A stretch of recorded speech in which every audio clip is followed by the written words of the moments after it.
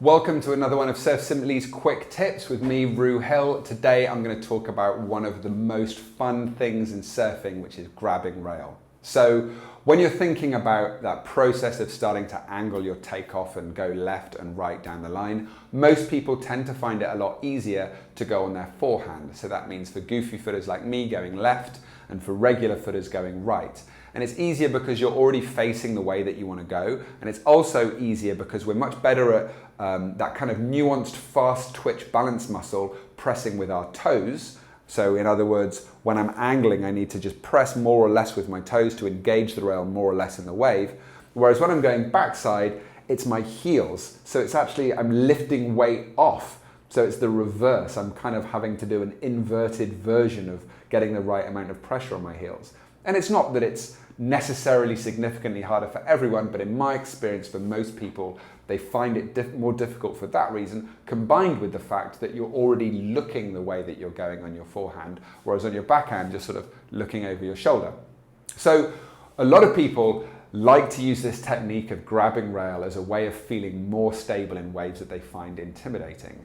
I'm sure that you've seen the best surfers in the world doing it on waves that they find intimidating, big barreling pipeline. I always think of Jamie O'Brien or Shane Dorian grabbing rail there.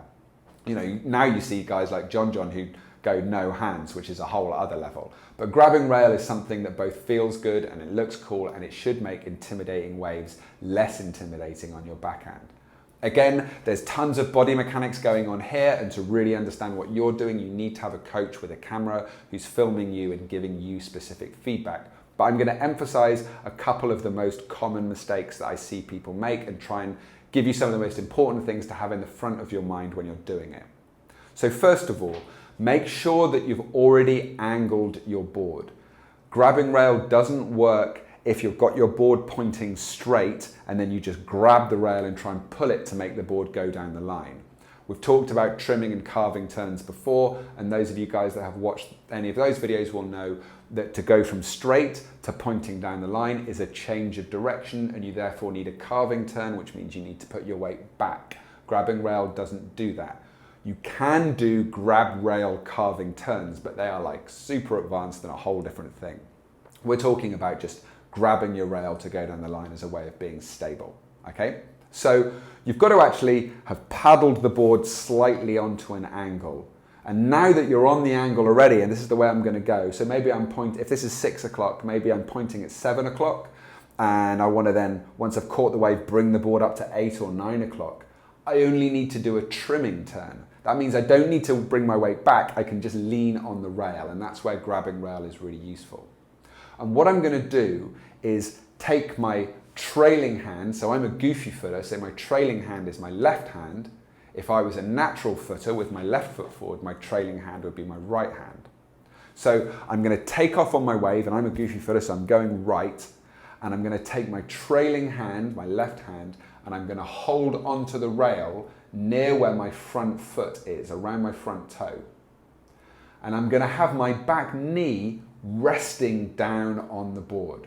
All right. What I don't want is to be in a squat position with my bum up in the air and my head bent over, because then I'll fall kind of arse over tit, as they say, and I'll go rolling down the wave. You want your board nice and high up the wave, and by turning your chest forwards, it puts your weight over the front of the board.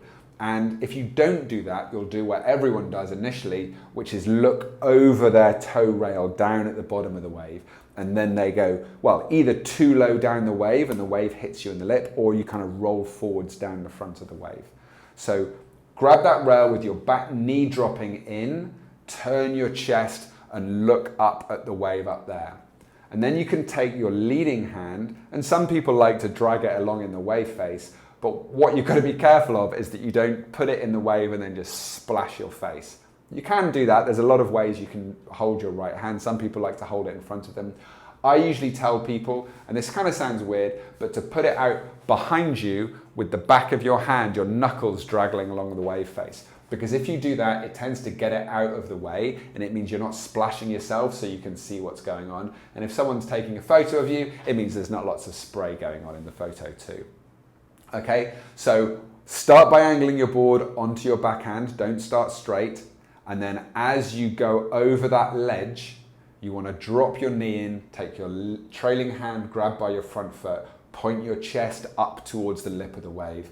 And then just like when we're talking about finding that high line, the higher up the wave you are, the faster you'll go, the lower down the wave, the slower you'll go. If you've got a lot of flexibility and lower body strength, you can even move your weight back and forwards while you're in that grub rail position. When you get really good at it, you can start slowing yourself down by pushing your bum or your hand or your knee into the wave face to create some drag. When you're tube riding, that can let the tube go in front of you, and you can then tuck all that stuff in when you want to speed up. But that's a little further on down the line. All right, I think you'll really enjoy this one. I've seen a lot of people who don't feel confident on their backhand at all. Try this a few times, become very good at it very quickly, because it's not really that hard, and it suddenly will make you feel really confident going on your backside. So, and it looks cool too. So I hope you enjoy that one. All right, thanks for joining me, and I'll see you next time. Bye.